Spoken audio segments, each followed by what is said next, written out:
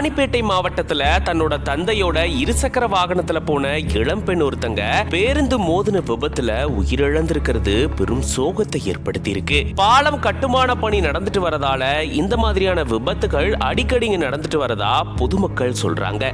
என்ன நடந்தது விரிவா இந்த வீடியோல பார்க்கலாம்.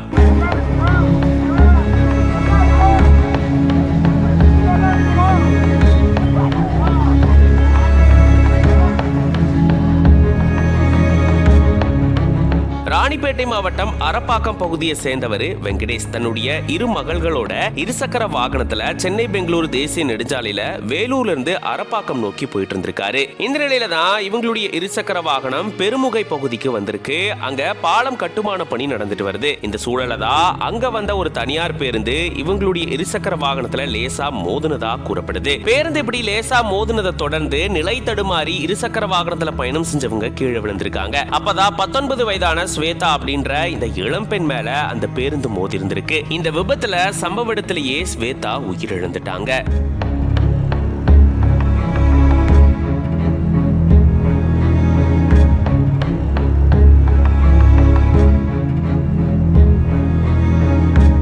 உடனடியா சத்துவாச்சாரி போலீசார் சம்பவ இடத்துக்கு விரைந்து வந்து உயிரிழந்த ஸ்வேதாவுடைய உடலை கைப்பற்றி பிரேத பரிசோதனைக்காக வேலூர் அரசு மருத்துவமனைக்கு அனுப்பி வச்சிருக்காங்க. ஏற்கனவே பால கட்டுமான பணிகள் நடந்துட்டு வரதால போக்குவரத்து நெரிசல் அங்க அதிகமா இருக்கக்கூடிய சூழல்ல இந்த சாலை விபத்தால போக்குவரத்து பெரிதும் பாதிக்கப்பட்டிருந்திருக்கு.